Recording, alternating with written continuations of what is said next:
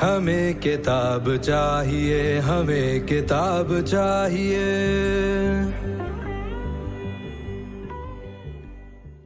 Hello, Nerika. How are you? Wow. Can you hear me? Great. Wow. So I already introduced the title of our session. And as you can see, both our author and Nadia Jamil are both there. But before I introduce Nerika, I want to talk about Chintan Krishnamurthy. Chintan, I call the bridge of the healing because he's the one who brought us all together in this conversation today. And the fact that we are reading this beautiful book and going to hear more about it. Chintan is a writer, educator, and researcher. And he has been doing wonderful work with the UNESCO Mahatma Gandhi Institute of Education for Peace and Sustainable Development. And in his own right, he is a Malang. Nerika is an investment banker turned an award-winning author and screenwriter. She's based in London and she's been writing profusely. Her books have been published by Penguin Random House and they've been so well received. Nerika's book that we are absolutely in love with, Across the Line, is rooted in the partition of the subcontinent. And my God, how we all feel for it. I have another story to tell, which will have to wait for another time. But it has made, the book is already much awarded. It has made it to the prestigious South Asia Book Awards 2020 honors list. And Nerika, of course, we are not surprised, has been a frequent speaker at the Jaipur Lit Festival since 2015. So we are so lucky right now because I think already she is the most fantastic actor. She has received so many awards, including the Shahbaz Award for being an actor who was in much distress because of her brush with cancer, whom she's brushed off very successfully, and mostly because she has been involved in lots of healing with lots of people. But she's a passionate crusader for child rights and human rights, and is a great storyteller. So we thought we should start this conversation with Nerika. And Nerika wants to take us through in a way that we can hear a little more about the book. There will be readings by both Nerika and Nadia. But over to Nadia so that we can start off with the first question and have Nerika share what is Across the Line all about. Over to you, Nadia. Thank you so much. Thank you so much, सबसे पहले hello, assalamu alaikum, namaskar. And secondly, I wanted to ask, is the audio okay? Can you hear us? Lovely, lovely. So I had the privilege of reading Across the Line and by Nerika Matani just recently. And what can I say? I think Nerika knows because I told her this book just blew my mind. It just resonated and I felt so strongly about it. I laughed, I cried, I sobbed. And each character, I'm carrying each character with me, since I've read it so close. I don't want to waste much time. I'd like to share some of it with you. I'm going to start with a great passage, a very funny passage, and I swear it felt like it was being written about, I'm embarrassed to admit, my kitchen in Lahore. It starts with one of the young protagonists, Jai. The persistent noise continued from behind the wall. Jai inched towards it cautiously and gingerly put his hand against the wall. At that very moment, through a tiny crack in the plaster, something furry and brown jumped out at him. Jai uttered a roar of fright and leapt back frantically, overturning the stainless steel urn of atta in the process. Badi Ma shrieked, more from seeing the mess than the mouse. The mouse, which was by now covered in flour and rather unnerved by all the screaming, scurried along the kitchen counter in search of an exit point. "Catch it, Jai!" urged Badi Ma. "What? I'm not going anywhere near it," said Jai, magnificently unimpressed by this ridiculous plan. "Oof! I can't be chasing mice at my age, Jai. What if it jumps into the dal and bhindi next?" grumbled Badi Ma, as she hurriedly covered her pots and pans with lids. The mouse had now slithered down the kitchen cupboards and was sitting behind the trolley of onions and potatoes, apparently having decided that this was its best strategy under the circumstances. Badi Ma spotted the mouse and let out a blood-curdling war cry that startled Jai, causing him to leap again, this time overturning the dustbin and spilling its contents. On most days, an overturned dustbin would be a calamity that would have stopped Badi Ma in her tracks. But today, she was on a mission. Badi Ma charged at the mouse, brandishing her rolling pin. "Just you wait, Kasmanu Khane," threatened Badi Ma, using her choicest expletives. "Coming into my kitchen and making such a nuisance? I'll teach you a lesson." As Badi Ma approached, the mouse dived into the tray of potatoes on the trolley, possibly in the hope of better camouflage. Badi Ma ruthlessly overturned the trolley to get at the mouse, but the nimble creature did a neat flip and disappeared through a tiny crack in the floorboards. Badi Ma turned around and beamed at Jai, rolling pin in hand. "See, I scared it away," she said triumphantly, dusting the flour off her sari. Just then, the door opened, and Jai's parents walked in after their day's work. They took one look at the state of the kitchen and looked askance at the boy and his grandmother. "I've just been teaching Jai how to make tandoori rotis," said Badi Ma matter-of-factly. "Every man should know how to cook." "Looks like he put up quite a fight," said Rajan, surveying the mess. Jai's mother opened her mouth to say something, but the words seemed to get stuck in her throat. She gesticulated furiously towards the back of the kitchen. The whole family turned to look. The mouse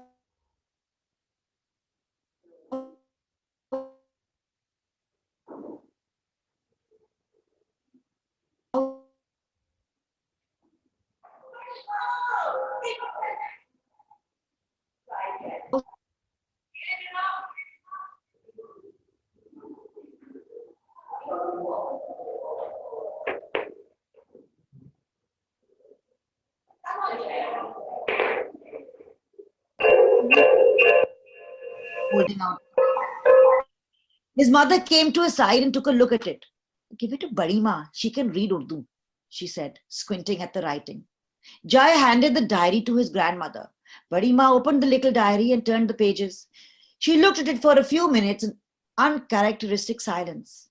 Her breath seemed uneven and her hands trembled slightly. "What's the matter, Badi Ma?" Jai asked. "Is this yours? Did you hide it a long time ago and forget all about it?" Badi Ma shook her head. "Are you all right, Badi Ma?" Skipping to the next page. But she hadn't heard him. She just stood still, a faraway look in her eyes. She brought the diary close to her face and peered at it with her failing sight, holding it as if she was afraid of what she might be reminded of.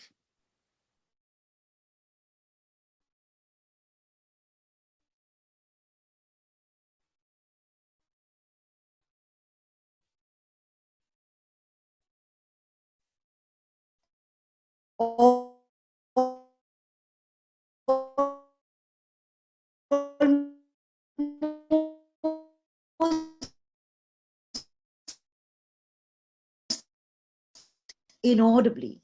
And I'm so grateful to be invited. Thank you, Bela ji. Thank you, Chintan. The Bridge of Healing. I really must have done something really good to have, come across all of you. And like I was saying yesterday to Nadia, I believe stories choose their tellers and stories choose their timing. And this story has been with me for a very long time. Both my sets of grandparents came from across the border to India in 1947. And somehow, like I was also saying to Nadia yesterday, I feel maybe I'm retracing their steps. And that bridge, that road that led home, Tuti Huyi Thi Wo Sadak, I'm trying, and I'm through all of you. I can't tell you how emotional I feel when I hear Nadia read these lines, and she gets it. She gets the Punjabi expletives being used. She gets everything about this story so beautifully. She brings it to life. That is so special. Thank you. Nanika, I feel the same way about the book, that you get it. And I'm going to read a very short passage before I launch into. And I know a lot of youngsters are audience, और हम में से कोई जो सना मीर का fan है. And when I heard her name, I just burst out with excitement. And I know that a lot of young people in the crowd today, आप लोग cricket के भी fan हैं, आप लोग खाने के भी fan हैं, आप अपने घर वालों के भी fan हैं. तो ये तमाम चीजें जो हैं इस कहानी में मौजूद हैं. They're all here. The story is about, it's about us.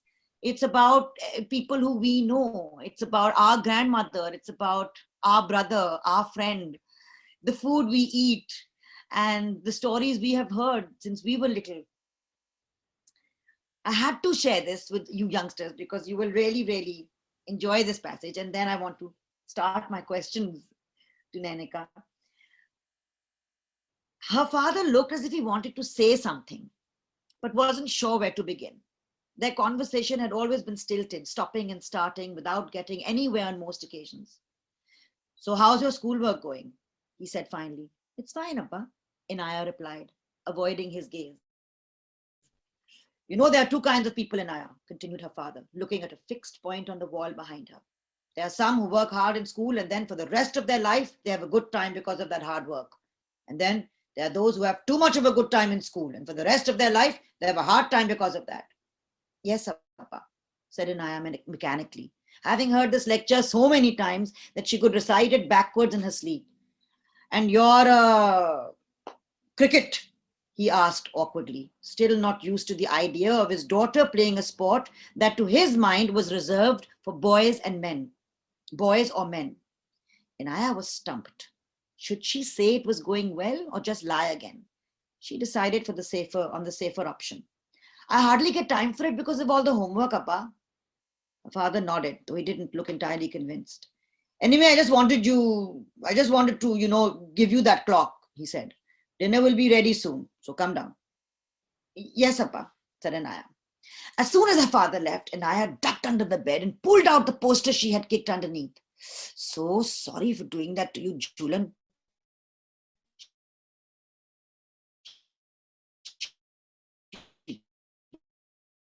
Whispered as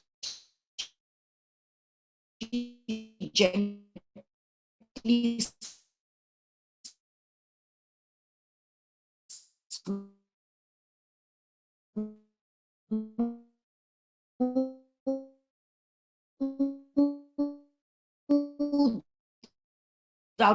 of Pakistan's women's cricket team, hitting a mighty 6. Inaya looked at it in awe and practiced her own hook shot before covering the poster of her hero with the solar system again. Then she unpeeled the second poster and in its place put up the poster of Julan Goswami. A moment later, picturing her father's reaction to seeing her wall plastered with a cricketer who was female and Indian, Inaya carefully covered it with the world map. Kya baat hai? Nadia, can I tell you something? My wall used to be covered with the poster of Imran Khan because I completely loved him. So there was Imran Khan, and there was, of course, I don't know if the children might be too young to know them, but Nadia and Zohaib Hassan. So they were, yes, so I had them on my wall as well. And I never covered them up with any other poster. So, Nenika, I mean, in Nadia your and Zohaib. Sorry? in your childhood, did you ever receive any? Did anybody chastise you or tell you off? Why do you have these Pakistanis all over your wall? Actually, it's a very funny story. Because my Nani's whole family, all her brothers remained in Sargoda near Lahore. So they didn't come in the partition. So half our family was there, and I'm hoping that my cousins are actually watching this also. So it used to be very funny because जब India Pakistan का match होता था, now Nani ji didn't know कि किसके लिए root करें, whether she should root for India or Pakistan, because family was there and husband is. So it was always, but then she always chose to root for Pakistan because she said, "Bhai, the cricketers are much better looking there." So it used to be quite hilarious. Why was your family so open-minded about this? Because there were other families who also, I mean, I know that even my Nani, she left Sitapur during partition, but yet even she, I think, wasn't as open to the idea of even, well, actually, no, she only cricket ke dauran, she was not open to any idea. But what was it in your childhood that made your family so open to the idea of Pakistan and so accepting? Can I tell you, growing up, I don't think it was just my family. I think it was somehow, and I try to say this in the book as well, that the generation that went through partition, I think they realized that no one was blameless in this game. There were games being played by the powers that be. And, the victims in turn were the aggressors. The Muslims suffered, the Hindus suffered, both lost families, both lost, their homes. And it was like almost that generation realized that, an eye for an eye will make us all blind, and we will be sort of manipulated by the people who it suits to manipulate us. They never had, at least in my memory, don't ever remember my grandparents saying anything bad about the Muslims or any of that. In fact, now I find there is so much of bitterness about the other with nothing to back it up at all. It's just being all this fury and anger and hatred is just being used by people who want to use it, and they're whipping this mob mentality into doing nasty, ugly, horrible things. And it breaks my heart, because when we were growing up, we celebrated Eid and Diwali, and we used to get so many holidays at school. We were so happy for it, Holi and Parsi New Year and Buddh Jayanti and you name it, Christmas. And we were in and out of everyone's houses, and it was so much fun. And now to tell my daughters, that when they look at the headlines, and I'm almost ashamed. I'm like, this is not the place I knew. This is not how I remember things. And आपने mob mentality का जिक्र किया, I think all of us sitting here in the audience, we all know what mob mentality is. हमने देखे हैं वो जुलूस जो हमारे as quote unquote हुक्मरान निकालते हैं हर हफ्ते कोई ना कोई धरना, कोई ना कोई जुलूस, और this has been going on in every government. And also we are very aware of the effect of mob mentality. I mean, we have lost many lives to this mob mentality. And I'm going to read a passage, and I'm going to, when we open this for questions, I hope that the young people sitting there can give us, Nenika and me, their opinion on what they think of this mentality. I was very keen to Nenika had a lovely video, something about how she wrote the book. Because many youngsters also want to know what was in the mind which she was writing. And that she's using this book quite a bit in videos with schools, etc. You've got lots of teachers show and students as well. And I was wondering if we can also hear from Denika about the book itself and the The structure. process, there's a really bad echo, Bela Khala. Are you asking about Ananika about the process of writing the book? Yes, and she had a video apparently, and she wanted to share some activities. There's a very bad.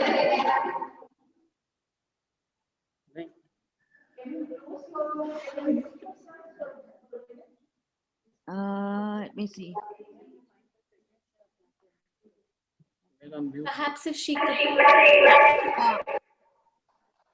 Bela Khala, why don't you write the question maybe on the question and answer segment so that we can.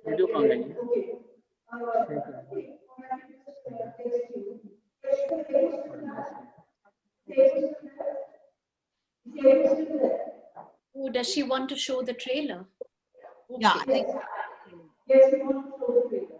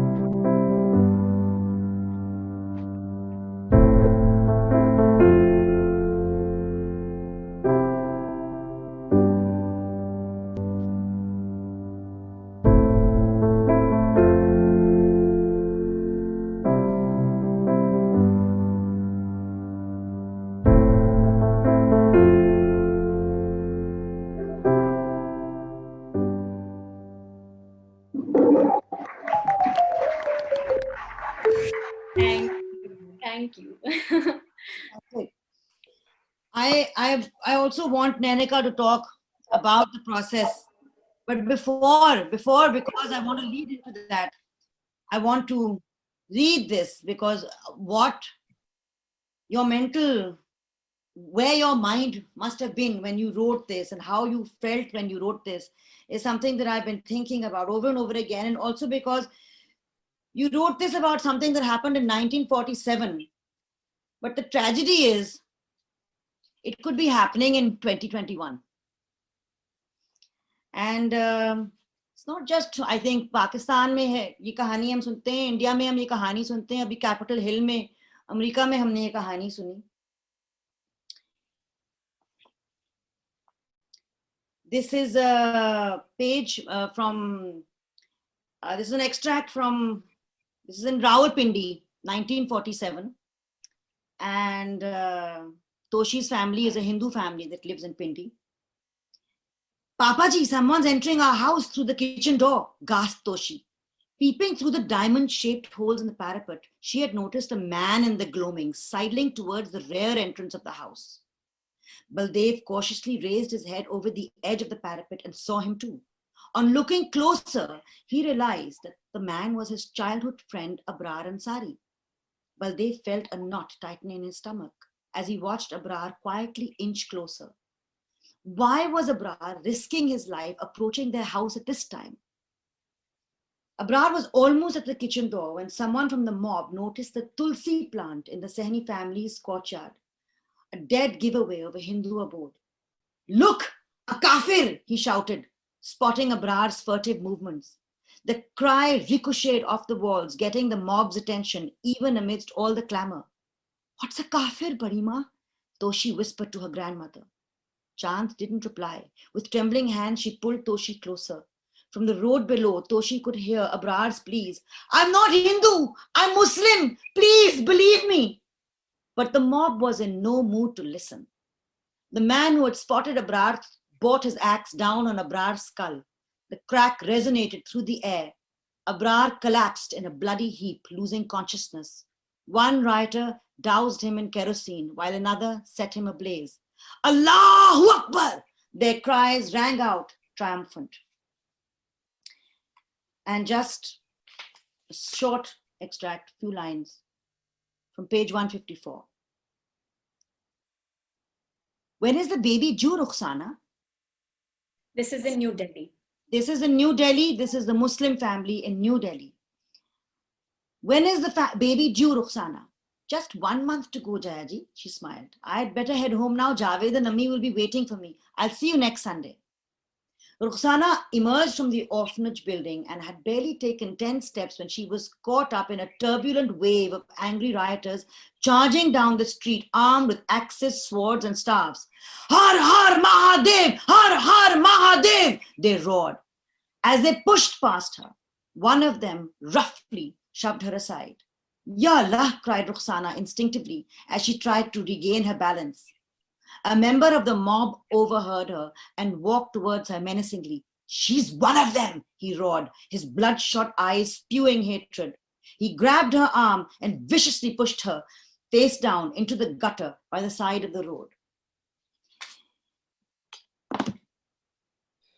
Please do share with us, Nenika, the process of not only how you came to write the book, but how did you get into the heads of these characters? And what did you feel when you were writing them? And how did you, please talk to me a little bit about your inner landscape when you were writing the book and how you came to write it. So this has been a hard book to write. It was a deeply personal story. There were days I would be weeping as I wrote this. It was a hard book to write, but I think I really truly believe today when I look back at this book, and you know, yesterday we were talking about that you put this scene in and then later on it ties up with this scene. I don't think I did that. I think stories choose us. I don't know when it happened, how it happened. If you ask me about my process, I have no idea. That's my honest answer. The story, they chose me to tell it and it came out of me. But I did not plan this. There was no process. I can tell you where the seed, I think, for this story lay. And this was when I was about 10 or 11 years old, possibly the age of the children watching today. And we used to live in Calcutta, but my grandparents, after partition, they were given, they started life anew in a little village in North India. And that's where we went every summer holiday for, to spend time with every school holiday. And my grandfather used to have a lot of books, Urdu books. And in the afternoons, my brother and I, we used to sit, it was too hot to be outside. So we used to sit in his study on the divan and take a book out and he would read to us. So one day I took this book out and he looked at it and he hesitated for a minute, but then he said, okay, I'm going to tell you the story. It was a story by Manto. It was called Toba Tek Singh. And he said, by way of backdrop, that this story is, it's set a few years after the partition, and the governments of Hindustan and Pakistan have decided to swap their lunatics, just the same way as they were swapping everything else. So they decided कि चलो जो Muslim lunatics हैं India में वो पाकिस्तान की तरफ जाएंगे, and the Hindu lunatics have to be sent to the Hindus have to be sent to India. And I was like 10 or 11 years old. And of course, the satire and, that was lost on me of, Manto actually asking who are the real lunatics in this situation. But I was like, itni bored thi main, and I was like, मैं क्या करूं? The story seems crazy, but what can I do? So I just said, chalo, let's listen to this story. And my grandfather started reading it. And halfway through the story, he stopped reading. And I looked at him and his shoulders were convulsing. And he was this tall, brave man who my whole life I had only seen as this tall, brave man who had fought for independence, who had braved lathi charges, who had gone to jail in the independence movement. And suddenly I see him crying like a baby. He was just huddled up and crying, and I had no idea what to do. So I left the room to call my dadi. And she came into the room and she was comforting him like he was a child. And she was saying to him, Chhaddo mitti pao. Let it go, bury it. And I watched them, I remember, from the doorway, and then I walked away. And later that evening, I hid that book because I never wanted him to take it out and to see him crying again. But what I never did, and I regret it till today, I never asked him what caused those tears. I never once asked him all his life. And I think that when I wrote this book, my grandfather, he had a tattoo on his forearm. It said Tarlok. And that was his best friend. And he used to tell us stories. I mean, they told us so many stories about their childhood and all their neighbors, and they were Hindus and Muslims and Sikhs and Parsis, and I would imagine their life. But they never spoke about those few days of the partition itself. And I don't know whether it was just such a dark memory that they couldn't revisit it, or whether it coincided with independence and that took center stage. How could they talk about anything but the fact that now we are independent? You know, so I don't know what it was. But Tarlok, one day when I was writing, he came back to me from I don't know where. I had not thought about Tarlok for the longest time. He came back to me and I just knew Tarlok had to be in this story. Similarly, Toshi is the name of my grandmother's oldest surviving sibling at the time that I wrote the story. And she died a few months after the book came out. And I had told her, Toshi Masiji, you are in this story. You are my brave, you know, because their stories, to me, this was my attempted tribute to a generation of quiet heroes on both sides of the border who wordlessly erased their past, wordlessly. For the most part, they didn't have any catharsis. There was no grief. There was no luxury. Grief was a luxury. I felt that this was my sort of attempted tribute. I didn't find the words when I should have. But very late in life, when I found the words, I hope these words will help build bridges in a world that is so set on building walls. Building walls. You know, you have moved from location to location seamlessly in this book, from India to, you know, Pakistan, London, and it seems like telling the story from that place. I mean, it seems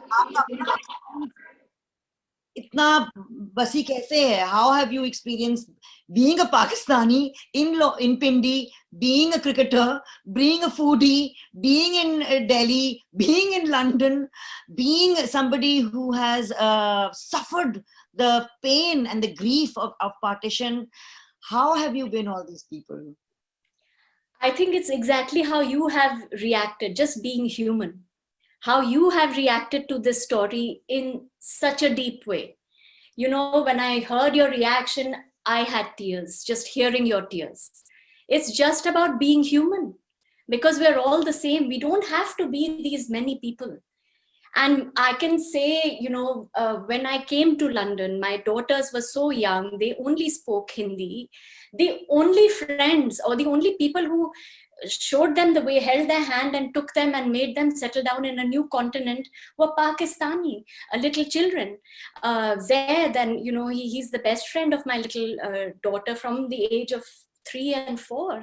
And my dearest friends here are Pakistani. You know, the reason that I could actually not meet with, but my book was sent to Sharmeen Obaid Chinoy was thanks to a very dear friend, Noreen. Then she sent my book to Asif Farooqi, who sadly passed away. His last conversation with me, he had done, you know, he used to teach a course on the partition at the University of Habib University in Karachi. And his last conversation with me was, we'll do a Zoom call together. Your book is going to be part of this course that I'm doing. And that was, he said, you come to the Karachi Literature Festival festival. So it's all these different people who, why are we different? If we choose to wake up in the morning and only look at the differences, then that's the way our life will go. But if we choose to wake up in the morning and say, what is it that connects us all? Then it's a different day. And I think we were talking yesterday, हम यही बात कर रहे थे कि हमारे जो नाना नानी दादा दादी तब तक की कहानी तो हमने खुद सुनी है of the partition, लेकिन जूं वक्त गुजरता जा रहा है, as time is passing, तो ये जो एक gap है of people who are around to tell the story of what happened in 47, that gap is widening. And ये जो हमारे बच्चे हैं जो हमारे साथ हैं, इनको फर्क पड़ेगा कि 1947 में क्या हुआ, उस उधर जो लोगों को जो families चीर दी गई, who are ripped apart, that this book is so important for you children to know what your roots are. And I know that I wish I read it when I was 13, 14 years old, because growing up, I felt the pain of partition so deeply. And just from hearing the stories and wanting to own the culture that I felt was my heritage and not being allowed to. कि नहीं, ये Indian है, ये नहीं करना, ये Indian है. अरे भाई कवाली कहाँ पैदा हुई? अरे बस लोग सुनते हैं, अरे भाई उर्दू कहाँ पैदा हुई? Where did it, but it's a very important question, and I want to ask you, I want to share before our time is up, I do want to share the slides that you have put together because I know the children will love them, but there are just a few scenes that I want to share with the children really quickly. One is a very, I don't know, what should I do? Should I read Arjumand or Nanika, or should I go straight to food menu? I think food menu. बच्चा party ये आपको बड़ा मजा आएगा, ये खुदा की कसम पढ़ के मेरी जो राल टपकी है ना. But I want you to read Arjumand also, please, Nadia. You read it so beautifully. Arjumand I will read because I want the children to see this feel कि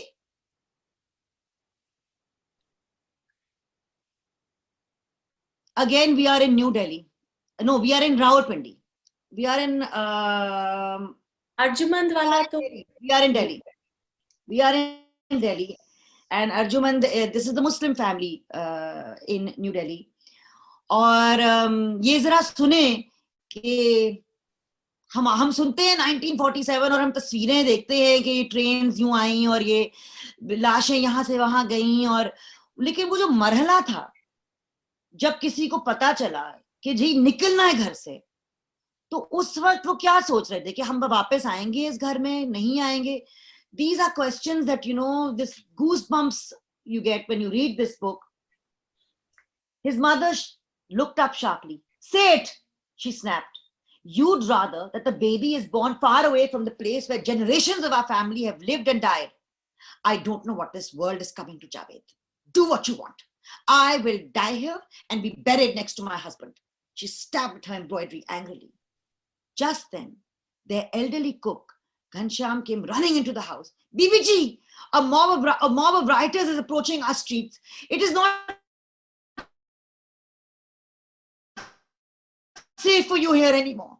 Please come with me. My home is humble, Bibi ji, but you can hide there safely until you get a chance to leave.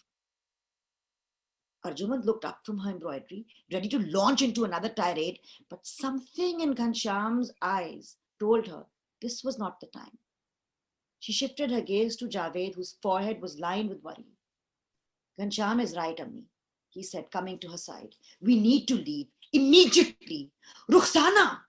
His decibel level rose with the tide of his panic. Where is she? Sunday. She's at the orphanage as usual, his mother replied.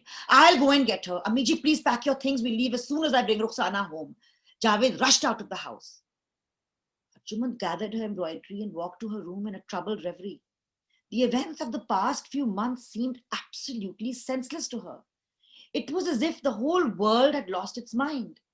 She opened her cupboard and gazed at the vast array of saris and shawls hanging there, rows upon rows of silks, kanchipurams and banarsis, chiffons and hand-woven cottons, not to mention the exquisite pashmina and shatush. In a corner of the cupboard, wrapped in muslin, lay her emerald green wedding gharara, its beautiful silver zari as resplendent as it was on the day she had been wed. Her eyes fell on her dresser with the many photographs of her family arranged on it. Her husband, as a little boy, standing with his parents against the imposing backdrop of Musafir Khana. Arjumand herself in her bridal finery with her handsome husband. The two of them dressed in Kashmiri firans on their honeymoon in Gulmarg, chaperoned by a clutch of aunts, as was the tradition, all dutifully smiling for the camera. Her parents with 5-year-old Javed and all his cousins on their first ever horse ride on the ridge in Simla. Sepia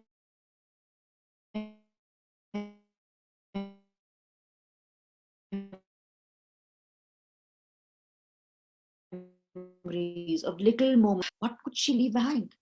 What could she possibly take? And how you have shifted from that mood and that sense of loss to today, where our youngsters are not in that frame of mind. We're in a totally different world. This is now in London. और ये बहुत पसंद आएगा आप सबको. और कैसे देखिए वहां 1947 से हम आते हैं आज के जमाने में लंदन में, जहां both the families are meeting in London at a restaurant. As they sat around the large table, Jai painstakingly avoided looking at Anaya. Instead, he diligently studied the menu. "Are you ready with your order?" asked the waitress. "Should I order for us?" offered Jai before anyone else could respond. "Perhaps we should allow them to order first, given that they were ahead of us," said Toshi. Habib smiled at Jai. "Go ahead," he said. "We've barely even read the menu yet." Jai nodded happily and launched into placing his order. "Could we please have 4 of your signature Halim rolls, two tandoori fish starter, 2 Ran chops?" "We should have ordered first, Dada," whispered Anaya. "I don't think there'll be anything left for us at this rate." "2 Hyderabadi dals, 2 Nehari tokris, 12 Rumali rotis, 3 mint raitas," continued Jai undeterred. "Certainly," said the waitress, turning to leave. Habib called after, "Excuse me, could we place our order too?" "Oh, sorry," said the waitress, wondering if these 5 guests had been starved for ages and set free just this afternoon. "What would you like?" she asked with a forced smile. "Everything that they just said Habib. "But Dada, that's far too much," began Anaya. "Don't worry, we'll doggy bag what we can't eat." I mean, this is where we are today. Very far away from that. Why is it important? You know, it's important to have hope, I think. And I'm so happy when I go to schools and I meet children, I feel that there is hope. And we just have to recognize that, yes, the reverberations of the partition are still being felt today. But if we can realize that it is not, it is being done for reasons that are benefiting people other than ourselves. If we can see through that, then we will all be happier and this world will be a happier place. But if we keep playing into the hands of the people who are being, you know, like puppeteers and moving us around and we are playing into their hands, then to ye kissa chalta jayega. Yeah, I think a very poignant moment for the children will be when they read this book, your description of Cyril Radcliffe. Because I have hated Cyril Radcliffe, the man who drew the red line, who actually had the job of making the boundaries. I've hated him all my life. But when I read this book, I felt sorry for him. Correct. And that's what, you know, I felt like nobody is good or bad. So I didn't want this to be a blame game. It's just a story that shows the best and the worst that humans are capable of. Yes. You know, no matter who they may be. So that was hopefully the intent behind the story. I don't know if we have time to quickly show them a few of the I slides. want to show the slides. I want to, before we go to the slides, quickly ask you, do you think that piecing it together is something you can do? I would love With all of to, so love to do that. And if nobody else, I think Nadia, you and me should start. Done it. Bilkul. And I know my Sanjay Nagar girls and boys, they will be with us and we'll piece it together. Okay, let's, Bacha Party, you must see this, made these amazing slides. The next slide. I think we'll go through it quite quickly because we don't have much time. So maybe we can skip forward to the quiz because we've seen the book trailer vagera already. Yeah. But this is a great picture. This is a great picture. And This little girl is my daughter, my younger daughter, and the boy on top is Zaid, who was her interpreter for the first few weeks in London. basically the little girl is Indian of Indian origin and the little boy is of Pakistani origin. Koi Correct. fark- Acha, we can move ahead. Yeah, we can move ahead. So actually, yeah, we know this who drew the line, but I think the point over here was that Cyril Radcliffe also was given only 5 weeks to draw a line which is going to separate two countries and go through its, railways and rivers and all of that. And it was Lord Mountbatten. I think one doesn't have the time to go into it here, but if the children get a chance to read the book, you see, the wheels within the wheels and kya वो 5 हफ्ते में जल्दी जो हब्बड़ दब्बड़ में Cyril Radcliffe से काम करवाया गया, सदियों तक उसकी गूंज, वो जो क्रैक है, वो जो चोट है जो साउथ एशिया को मिली, वो सदियों तक तकलीफ उसकी रहेगी. Exactly. And he in fact even said that, are you sending the British troops back without them helping the Indian and Pakistan, the Hindus and the Muslims who need to migrate? Are you making no arrangements for their migration? And he was like, we need to leave. Let the Indian and Pakistani governments handle this mess. So we'll come to it a little ahead. I think it's slide 11. Show the slides of साथ वाली जो हैं. So this is the line that was drawn. That is Cyril Radcliffe. It weighed heavily on his conscience, according to a lot of reports. He burnt all the papers. He returned the fee of £3,000 that he was to get, and he never ever returned to India, or इस बात की जिक्र भी नहीं हुई थी. And Nenika describes, well, Cyril Radcliffe feels this line in red. You describe it as a river of blood. And which it was. It was. आगे चलते हैं to the next slide. To the next slide. Quiz से आगे निकलते हैं. We can just have a look at the next slide, which is, if you can go back to that previous slide for a minute. Go back to the newspaper. The newspaper. This is the newspaper on the 18th of August, 1947. And the boundaries were not announced, even though Pakistan got independence on the 14th of August, India got independence on the 15th. They purposely didn't announce the boundaries for 2 days, because if you see on the side, farewell to British troops, the troops all were sent back to Britain on the 17th. By the 17th, they had left, so that whatever bloodbath followed was the problem of the Indian and Pakistani governments. And they were told not to help any not to help, which is really sad. आगे चलते हैं. And now if we can actually we put together, there were 14 million people who died, 1 to 2 million people lost their lives. These are staggeringly sad figures. And cannot imagine people who lived through this. If we go ahead, here are some... Let's go ahead. Just if we go ahead, please. And further ahead. So this is pictures put together, which I have taken from the internet, where half the picture is actually from India, half is from Pakistan, and you can see how sort of they almost are like two halves of the same picture. So if you see on the left hand side, that's Delhi Gate in Lahore, and there's on the right hand side Jama Masjid. 1 minute. Amazing, amazing. In Old Delhi. Bilkul, the same shape. And again, on the next picture, there's Fatehpur Sikri courtyard in Agra and Wazir Khan courtyard in Lahore. And if you look at the architecture, it's almost like mirroring each other. Like twins. And aage agar aap chalein. Similarly here, Shah Ali Akbar's mausoleum and the Fatehpur Sikri in Agra. Look at the symmetry and the writing in Urdu in both. And these are Havelis in Jaisalmer and in Old Lahore. So there is so much that we share. And this is Ghanta Ghar in Multan and the Municipal Corporation building in Mumbai.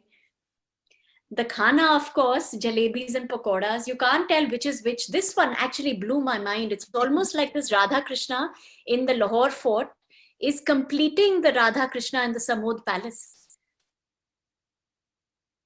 And the next one is, again, Redi Wala and the fruit. Exactly same symmetry.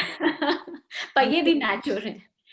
And the tomb of Shahrukh-e-Alam and Lodi tomb, again, just look at that. I wish we'd taken better care of tomb of Shahrukh-e-Alam. Honestly. And our taxis, of course, Kali Pilis, as we call them in Bombay. And Wow. then there is the next one, which is Marine Drive in Bombay. And I think that must be Karachi. Clifton. Yeah. And ahead, that's the Masjid and Gurdwara Dera Sahib in Lahore and Jama Masjid in Delhi.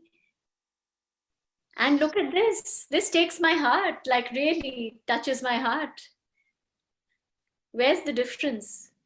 And this is my Nani's ancestral home. She was a Sani, as was my Dadi. So this is in Sargoda.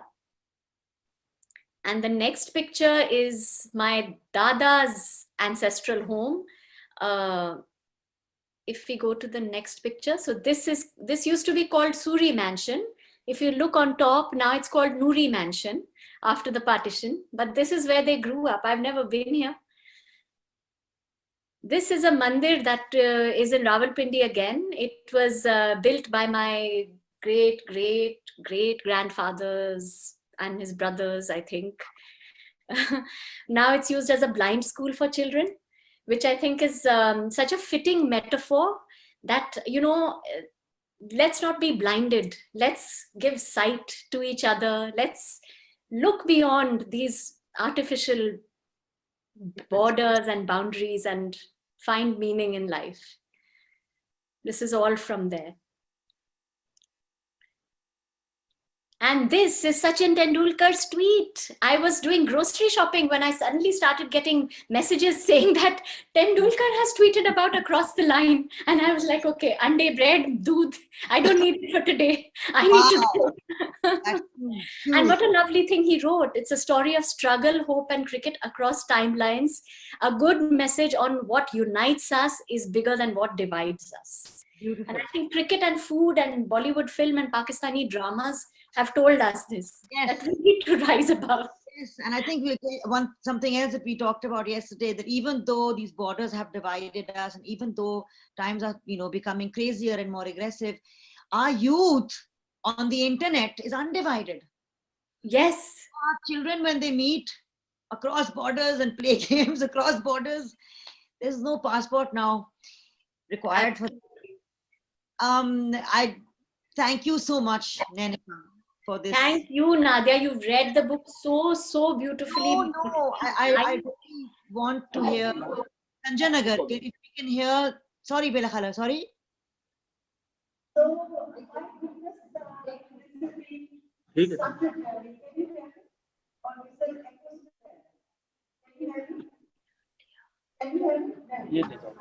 ठीक है अब बोलिए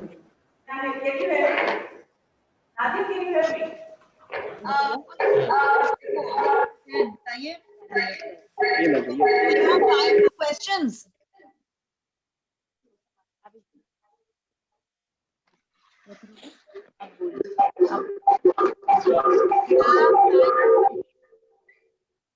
Can you hear me now? A little better now, Ji. 1 minute. Can you hear me? तुम क्या सुन रही है? Perfect, Can you Bella. hear me now? Yes. Okay. Well, I mean, this has been such a great treat, beyond anything that I could imagine. This has been such a great treat, really. सब लोग जो यहाँ बैठे हुए हैं और जो सुन रहे हैं दूर दूर से, भावलपुर से और मालूम नहीं कहाँ से, they've just enjoyed this. They've enjoyed this conversation. They've enjoyed Nitya's wonderful sharing of what was the osmosis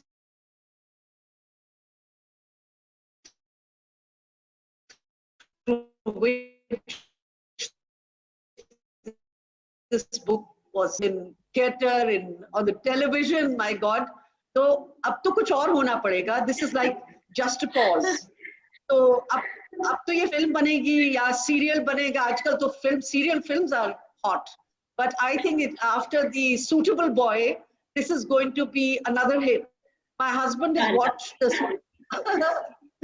So inshallah, I think this is where we are headed. But I can't thank you enough. But I must say also that my team has been awesome here in putting us all together in these very tough times, COVID times. और हमने भी सोचा था कि Children's Literature Festival अब Pakistan Learning Festival करेगा, जहाँ पे बच्चे who've just started going back to school can go back to school with imagination, with creativity, with the ability to communicate, and to feel the borders are nothing.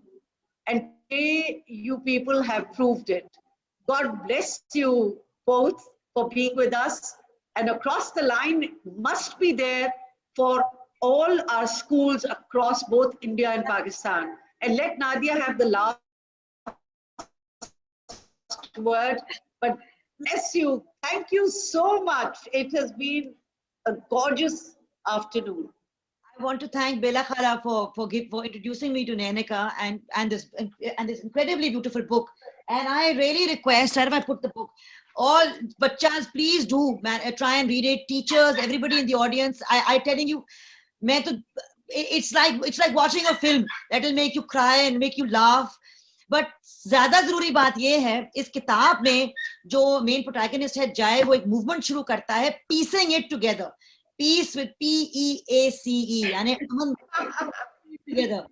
And I really invite all the children, everyone in the audience, to join Nanika and me.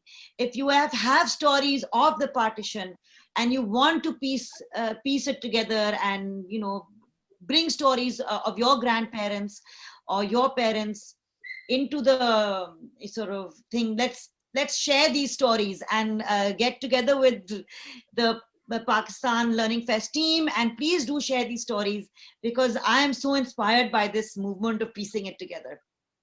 Thank you so much. I cannot tell you how special this is. I'm so incredibly lucky, grateful, and happy to be here. Thank you for having me, and I'm so happy to meet Nadia and Bella ji. And all of Nanika, thank you, and we have to find ways to get these more copies of these books in Pakistan. तो हमें copies चाहिए, कोई हमें बताइएगा रास्ता क्या होगा ताकि बच्चों को हम पढ़ा सकें. And we really enjoy it. And as Nadia said, the Sanjay Nagar school and many schools can even put a whole play together. From here, Nadia will direct it. Lovely. And we'll be sharing your slides with many schools. God bless you both. Thank you very much on behalf of the Pakistan Learning Fest and the Children's Literature Festival. हमें किताब चाहिए, हमें किताब चाहिए, जो जिंदगी बदल दे हमको वो निसाब चाहिए.